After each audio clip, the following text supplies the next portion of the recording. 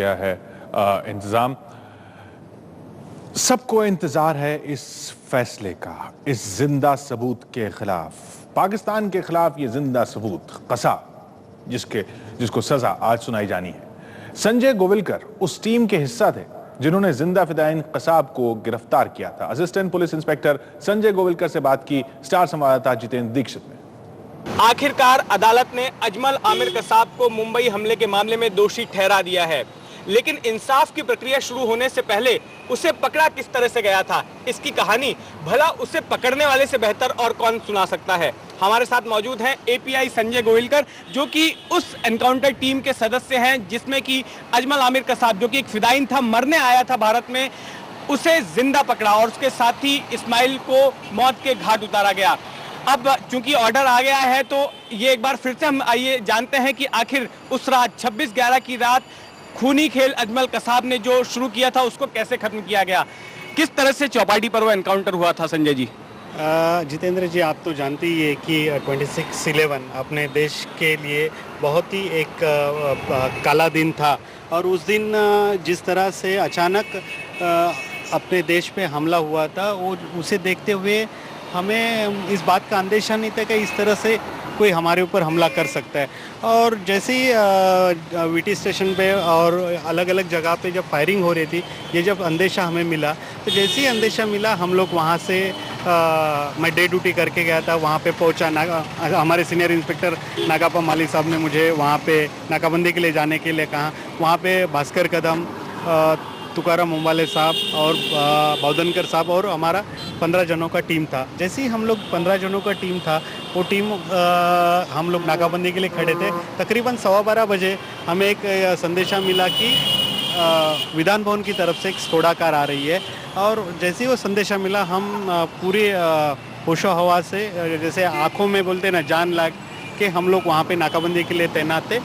बराबर 12:30 को जब गाड़ी वहाँ पे स्कोडा गाड़ी आ गई, हम लोग ने नाकाबंदी में जितने लोग थे जोर जोर से चिल्लाया कि रुक जाओ, तो उन्होंने 50 फीट दूरी पे गाड़ी खड़ा कर दिया और इमीडिएटली उन्होंने यू टर्न लेने की कोशिश की। अनफॉर्चुनेटली यू टर्न बैठा नहीं उनका और वो इमीडिएटली गाड़ी बैरिकेड्स के यहाँ पे स्टॉप हो गई। जैसे ही स्टॉप हो गई, गाड़ी में जो आतंकवादी बैठा था अबू इस्माइल, उसने इमीडिएटली हमारा जो 15 जन का ग्रुप था उनमें से 2 ग्रुप हो गए। उसमें से एक ग्रुप भास्कर कदम और बाउदनकर साहब थे और उनकी टीम थी, जिसमें निकम कोल्ले आवाड़ वगैरह था। और इस समय मैं ओम्बाले साहब, शेल्के आवाड़, चंदू कामले, संजय पाटिल वगैरह जो हमारी इस तरफ टीम थी। और जैसे ही अबू इस्माइल ने देखा कि पुलिस बढ़ रही है तो उसने फायर किया अपने रिवॉल्वर से। इमीडिएटली भास्कर कदम ने फायर किया और भास्कर कदम का जो गोली था वो अबू इस्माइल को गंभीर रूप से जख्मी हो गया। उसके बाद इस तरफ जो कसाब बैठा था, हम लोग, मैं ओम्बाले साहब और पूरा हमारा जो स्टाफ उसे जैसे पकड़ने गए तो वो जैसे उसे बाहर गाड़ी से बाहर आया तो इमिडिएटली उसने अपने आप को छलांग लगाने की कोशिश की और उसके पैरों के पास जो AK-47 है वो निकाल के उसने फायर किया। उसमें ओम्बाले साहब को 6 गोली लगी, मुझे 1 गोली लगी। उसके बाद हमारा जो स्टाफ था, एक चंद सेकंड ये हो गया, लेकिन इमिडिएटली हम लोग हड़बड़ा के गए, लेकिन इमिडिएटली लाठी काठियों से उसके ऊपर हम लोग कूद पड़े, टूट पड़े। आपको भी गोली लगी इस दौरान? हाँ जी, तभी मुझे भी 1 गोली लगी थी, लेकिन फिर भी हम लोग उसके सब लोग काठी लेके टूट पड़े।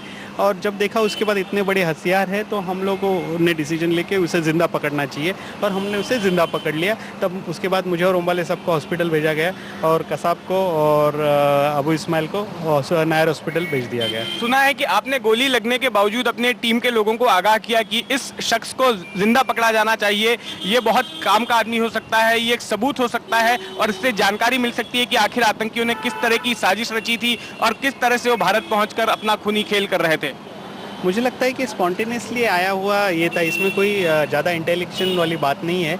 लेकिन जब उसके पास से जब इतने बड़े हथियार देखे तो माइंड में एक सवाल आया कि अगर ये हम लोग इसे ज़िंदा पकड़ेंगे तो इसके पास से काफ़ी कुछ मालूमात हो सकते हैं और आज पूरे देश को मालूम है। बट जब भी मैं ये बैक ऑफ द माइंड देखता हूँ तो मुझे लगता है this is the entire police team work, it's not a DB mark, it's all Mumbai team work. VT से लेके शशांक से लेके जिन भारतीयों ने अपना खून गंवाया है इस हादसे में, जो हमारे ऑफिसर शहीद हो गए, इन सबका श्रेय उसे पकड़ने में है। जाहिर है अब कानूनी प्रक्रिया के बाद इंसाफ हुआ है, अजमल आमिर कसाब को दोषी माना गया है, तो सबसे ज़्यादा खुश होने वालों में आप भी हैं। डेफिनेटली मैं तो नहीं, पूरी भारत की जनता इसमें खुश है। मैं तो खुश हूँ और I feel proud that I am the part of that team, I am the part of history.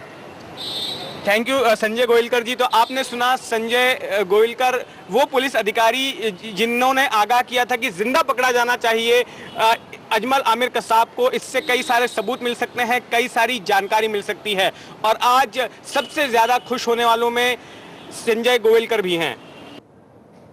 Sanjay Govilkar से बात की जितेंद्र दीक्षित ने। सबको इंतजार है, खासकर उन लोगों को जो 26/11 के दिन फंस गए थे ताज में, ओबेरॉय में, लियोपोल्ड में, नरीमन हाउस में। ताज होटल में फंसी थी इंद्रू मनसुखानी भी। वो इस वक्त हमारे साथ हैं, उनके पास चलेंगे बस एक छोटे से ब्रेक के बाद। उसे तो कम से कम फांसी होना चाहिए। तड़प तड़प के मरना चाहिए, जैसे हम लोग अभी तड़प रहे। ऐसे बंदे को फांसी होनी चाहिए। सबको फांसी की सजा होनी चाहिए। फांसी भी उसके लिए बहुत